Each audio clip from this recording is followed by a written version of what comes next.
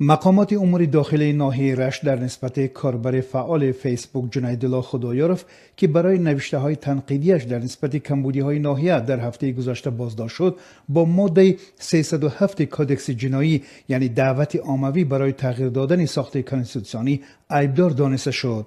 در حالی که نزدیکانش بازداشت خدایارف را به اظهار نظرهایش در شبکه‌های اجتماعی از جمله فیسبوک ربط می‌دهند، خادمان پلیس دوشنبه در شرح بازداشت او کوتاه میگویند که یک بیفهمی کرده است. حالا به اصطلاح این بیفهمی ها که اصلا از تنقید تنها کمبودی به خاطر اصلاح عبارت می باشند، به قبل کارشناسان آزادی بیان و سخن را که در قانونهای جاری کشور به خصوص قانون درباره مطبوعات ذکر شده است زیر پا مانده، از بالای آن به جای اصلاح وضع نفر مورد نظر از طرف مقامدار مورد خصومت قرار گرفته در نهایت مجازات خواهد شد.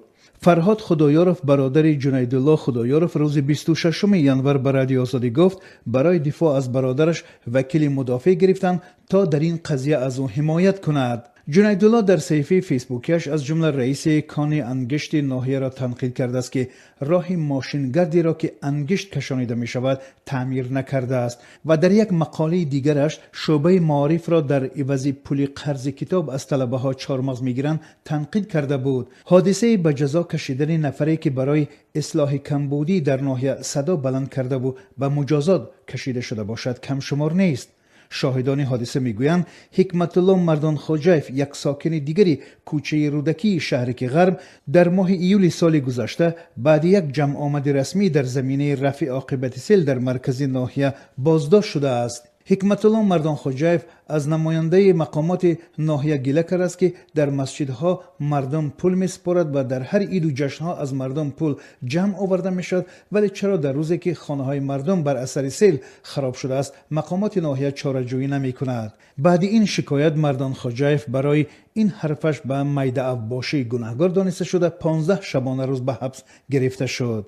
به دنبال این حالت مومنشاه قیوموف رئیس جماعت غرب ناحیه رشت در صحبت به رادیو آزادی گفت که مردان خوجایف در حادثه تقریبا 2 هفته پیش کمی نافهمی کرد و از کرده خود پشیمان شده است.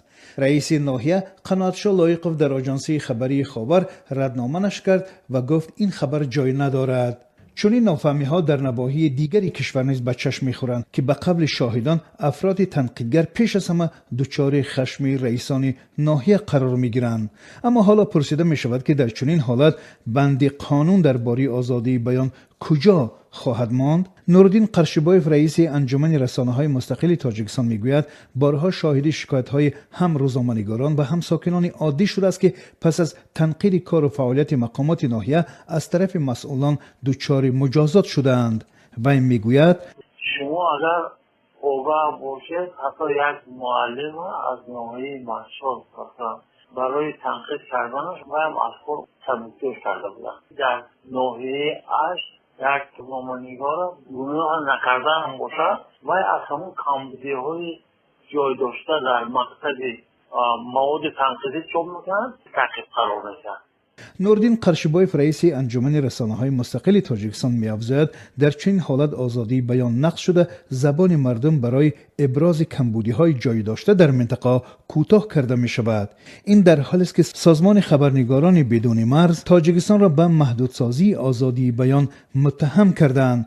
این سازمان‌ها تاکید می‌کنند که مقامات حکومت تاجیکستان با وجود تنقیدهای پیوسته سازمان‌ها در مورد آزادی بیان، همچنان خبرنگاران از وجود سنزور، تهدید و فشار و تعقیب برای فعالیت شکایت می‌کنند.